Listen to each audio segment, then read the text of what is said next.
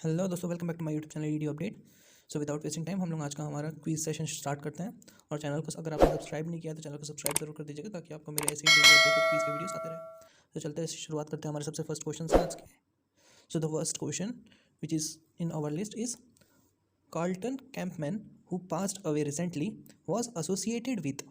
So the options are football, cricket, swimming, polo.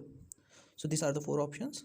So the person Carlton Chapman जो कि अभी just गुजर गए, जिनकी डेथ जस्ट रिसेंटली ही हुई है, वो किसके साथ में एसोसिएटेड थे। सो वो ऑप्शन आपको यहाँ पे दिए गए हैं। सो the correct answer is a, that is football, जिनकी डेथ अभी जस्ट हार्ट अटैक के कारण हुई है, बेंगलुरु में हुई थी। और उनकी जो एज थी जब वो डेथ हुई, जिनकी डेथ हुई है, वो उनकी एज थी 49 ईयर्स की। सो वो फुटबॉलर थे, former Indian footballer and captain and midfield Carlton Chapman died on 12 अक्टूबर 2020। 12 अक्टूबर 2020 को इनकी डेथ हुई थी। सो वो एसोसिएटेड थे फुटबॉल से। सो the correct option is first one. So moving towards the next question. So the next question is, Government of India formed a panel of secretaries under blank to streamline the spectrum allocation process and examine it. Government ने एक panel create किया है, panel of secretaries, under किसके supervision में किया है वो हमें बताना है। To streamline the spectrum allocation process, spectrum allocation process को सही तरीके से एग्जीक्यूट करने के लिए, उसको एग्जामाइन करने के लिए जो कमेटी बनी गई है पैनल ऑफ सेक्रेटरीज, वो किसके अंडर में रूल कर रही है, वो यहाँ पे क्वेश्चन पूछा गया है। So the correct option is Rajiv Gauba. So the government of India formed a panel of secretaries under the cabinet secretary Rajiv Gauba to streamline the spectrum allocation process and examine it. The panel was constituted to streamline the allocation of spectrum. It will analyze the potential of drawing up an annual calendar of a public sales of airways that will give telcos a transparent street map of a quantum in addition to the frequency of spectrum on supply of industrial use. So the correct answer is the first one, A, Rajiv Gauba. Moving toward the next question.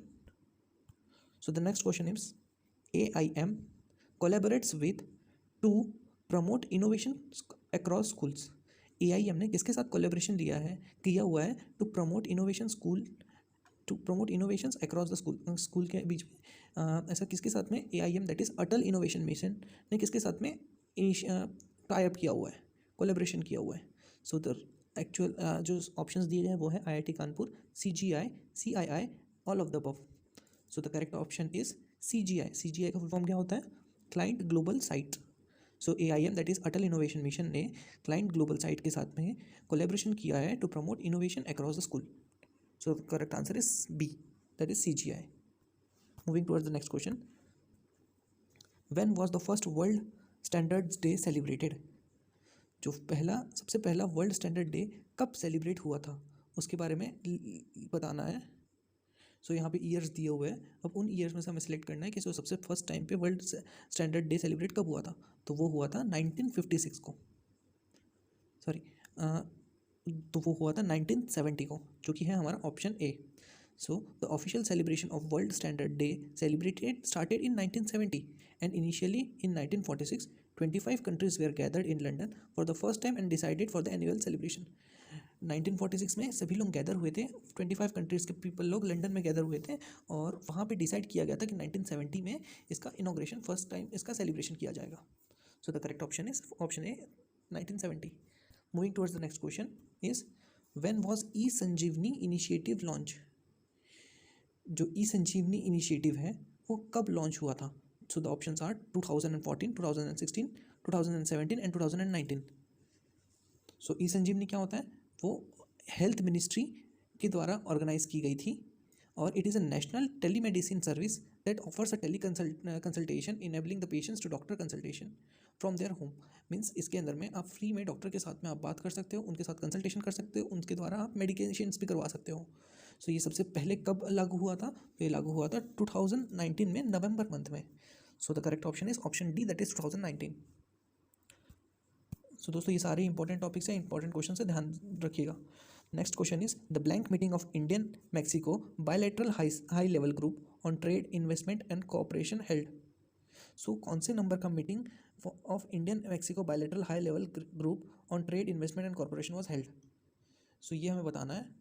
तो the correct option is fifth, the fifth meeting जो कि India bilateral high level group of trade investment and corporation was held, जो अभी just recently हुई थी।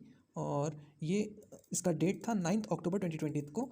ये conference हुआ था इंडिया और मैक्सिको के बीच में, जो कि bilateral high level group on trade investment and corporation. So the option C is the correct one, that is fifth. Moving towards the next question, when is the world standard day celebrated? जैसे कि world standard day first time 1956 में celebrate हुआ था, sorry 1970 में celebrate किया गया था। अब यहाँ पे पूछा गया है कि वर्ल्ड स्टैंडर्ड डे कौन सी डेट को सेलिब्रेट किया जाता है। सो हमें यहाँ पे अब डेट बताना है। तो डेट्स के ऑप्शंस दिए हुए हैं यहाँ पे 13 अक्टूबर, 14 अक्टूबर, 15 अक्टूबर और 16 अक्टूबर। सो हम लोग सेलिब्रेट करते हैं 14 अक्टूबर को। Every year 14 October is celebrated as the world standard day. Moving towards the next question, which state topped with highest teleconsultations under e Sanjeevani initiative? जैसे कि ई संजीवनी इनिशिएटिव के लिए हमने बात किया था कि 2019 में ये लॉन्च हुआ है। सो सबसे ज़्यादा ई डॉक्टर्स और पेशेंट्स के बीच में कौन से स्टेट में हुआ है अभी तक? तो यहाँ पे ऑप्शंस दिए हुए हैं केरला, उत्तर प्रदेश, महाराष्ट्र एंड तमिलनाडु। सो हमें वो स्टेट बताना है जिसके अंदर में सबसे ज़्यादा टेली कंसल्टेशंस हुए हैं। सो the correct answer is Tamil Nadu. Tamil Nadu में टोटल 1,69,977 केसेस हुए थे और सेकंड रैंक पे है उत्तर प्रदेश और उसके बाद में आता है हिमाचल प्रदेश। सो इस तरीके से टॉप 3 स्टेट्स है। तो दोस्तों याद रखिएगा, तमिलनाडु फर्स्ट रैंक पे है, उत्तर प्रदेश सेकंड रैंक पे and Himachal Pradesh third rank पे है। तो हमारा यहाँ पे करेक्ट आंसर आता है D, Tamil Nadu. Moving towards the next question, e Sanjeevani initiative function. देखिए दोस्तों, ई संजीवनी के ऊपर में काफ़ी सारे क्वेश्चंस आ रहे हैं। सो इसे भी, ये काफ़ी इंपॉर्टेंट टॉपिक है, इसको आप थोड़ा सा गो थ्रू कर लीजिएगा डीपली। तो question is e Sanjeevani initiative functions under कौन से मिनिस्ट्री के अंडर में ई संजीवनी इनिशिएटिव फंक्शन होती है?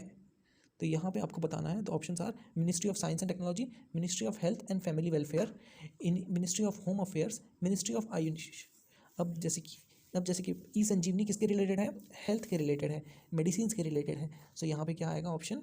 कॉमन सी बात है, ministry of health and family welfare. So the correct answer is option B. Moving towards the next question. The next question is, what is the theme of World Standard Day 2020? World standard day 2020 का theme क्या था? Theme means जो भी एक, जैसे कि हम लोग एक मीटिंग रखते हैं तो मीटिंग किसी पर्टिकुलर टॉपिक के ऊपर में रखते हैं, वैसे ही हम लोग किसी एक फंक्शन रखते हैं तो फंक्शन का भी एक कोई टॉपिक होता है, जैसे शादी है, जैसे सगाई है, इस तरीके से टॉपिक है। तो वैसे ही जो वर्ल्ड स्टैंडर्ड 2020 का जो फंक्शन हुआ था उसका जो बेस थीम क्या था वो यहाँ पे बताना है। तो यहाँ पे जैसे कि 4 ऑप्शन है, smart health, care in a more interacted, protecting the planet and standards, international standard and the fourth industrial revolution. So आपका इसमें से करेक्ट आंसर है protecting the planet with standards. इसके बेस पे हमारा वर्ल्ड स्टैंडर्ड डे 2020 का theme रखा गया था, दैट इज़ ऑप्शन सी। सो ये थे हमारे आज के क्वेश्चंस। तो दोस्तों होप आपको इससे काफ़ी ज़्यादा नॉलेज मिला होगा। तो इसे ध्यान रखिएगा और इसके रिलेटेड जो भी इन्फॉर्मेशन आती है उसे थोड़ा सा पढ़ लीजिएगा, जो कि आपके लिए काफ़ी हेल्पफुल रहेगा। सो दोस्तों आज के लिए बस इतना ही।